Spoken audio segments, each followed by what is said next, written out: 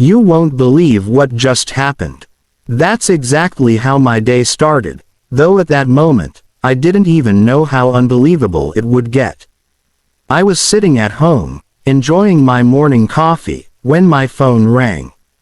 The caller ID showed the HOA office.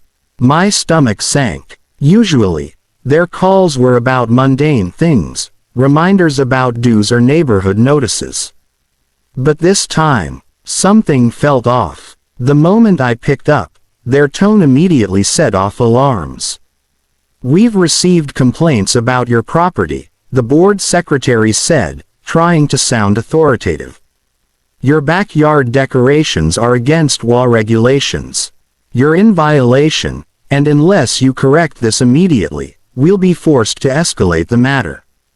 I blinked in disbelief. My backyard was perfectly maintained. My flowers were arranged neatly, my lawn trimmed to perfection, and my decorations were tasteful. I had followed every rule to the letter. And yet, here they were, threatening fines and legal action over aesthetic violations. Then came the kicker. They told me they were calling the authorities. My heart skipped a beat, but only for a second. The board sounded so confident, so smug, like they had the upper hand. They didn't know the irony of what they were about to unleash. I listened patiently as they continued, rattling off rules I didn't even know existed, quoting clauses that seemed made up on the spot. Their voices dripped with self-importance. It was clear, they thought I would panic, pay fines, or grovel to stay in their good graces. Little did they know, their threat was about to backfire in the most spectacular way. I wasn't just another resident they could intimidate. The authorities they planned to call. They already worked for me. And this small, overbearing HOA board was about to find out exactly who they were messing with. The HOA board had always acted like they were untouchable. Every neighborhood meeting felt like a performance, with them sitting in their little chairs like kings and queens, passing judgment on every detail of our lives. They were convinced that their petty rules gave them ultimate power over the residents. And apparently, I had become their next target. They assumed that just because they had a fancy title, I would bend to their demands. They thought I would panic, pay the fines, or scramble to comply with their absurd mandates. They had no idea that I wasn't just another resident. They had no idea I had a network of friends in law enforcement. Over the years, I had built relationships with people who respected me, owed me favors, and trusted me. Connections that could flip the power dynamic in an instant. And now, those connections were about to come into play. The very authorities the board thought would intimidate me were already aligned with me. I took a deep breath, remaining calm as their emails piled up, each one more aggressive than the last. They demanded corrections, fines, and even implied legal action. But instead of panicking, I crafted my response carefully. I wrote back with a cool, confident tone, "Feel free to call the authorities. I look forward to their visit." At that moment, the power had subtly shifted. The board thought they were the hunters, but they didn't realize they had stepped into my territory. Their overconfidence blinded them to one critical fact. They had no idea who I was, or who I had on my side. By the time they made that fateful phone call, they were unknowingly walking into a situation they were completely unprepared for. And the best part, they would learn the hard way that some residents aren't intimidated by rules. They rewrite the rules entirely. The day the HOA board decided to teach me a lesson finally arrived. They thought they were going to intimidate me, but little did they know, I had already prepared for this moment. When the officers showed up at my door, clipboard in hand, the smug expressions on the board members' faces were priceless. They looked ready to enforce rules and issue fines, convinced that I was about to crumble. I greeted them calmly, with a warm smile, as if expecting old friends for tea. "Good afternoon, officers. Thanks for coming," I said casually. The board members looked at me, confused, their confidence starting to waver. The officers nodded politely and began their inspection, but something was different. They weren't here to enforce arbitrary rules. They were here to ensure fairness, to make sure the board wasn't abusing their power. As the board members squirmed, the officers started pointing out every ridiculous complaint the HOA had filed against me over the years. Every email, every petty violation, every arbitrary fine, it was all documented. And I watched, savoring every second, as the realization hit the board. The cops they thought would intimidate me were on my side. One of the officers looked at the board, smiling politely, and said, "After reviewing all complaints, we find no violations.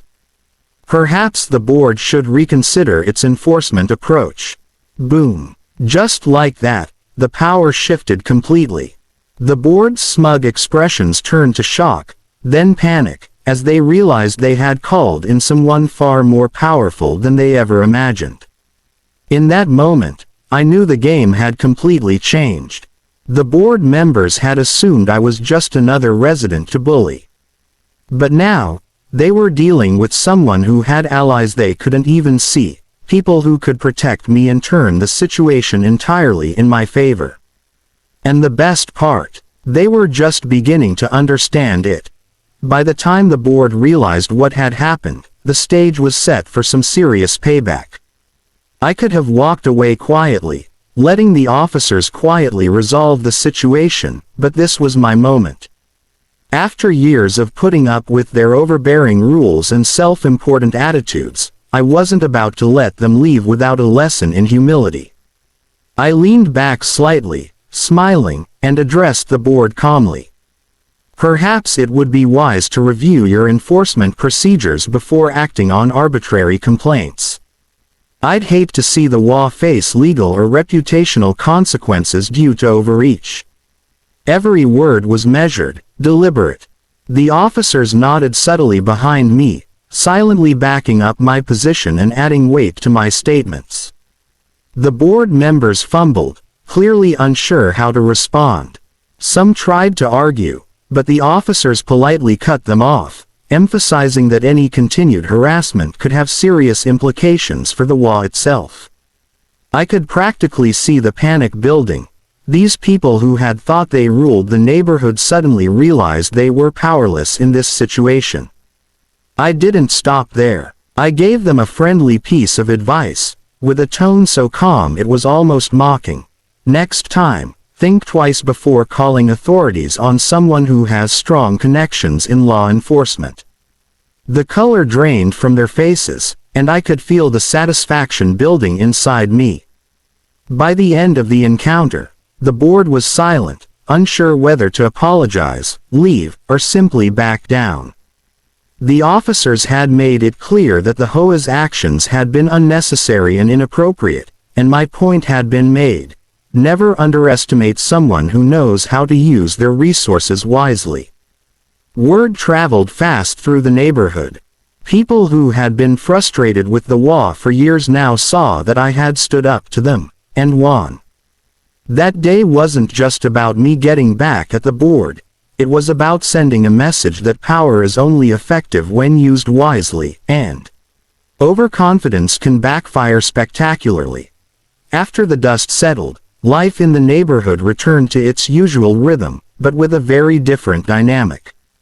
The HOA board members were noticeably more cautious. They no longer strutted around with the same self-important attitude, issuing arbitrary fines or policing trivial details. Every decision they made now carried a hint of hesitation because they knew firsthand that their actions could have consequences far beyond their imagination.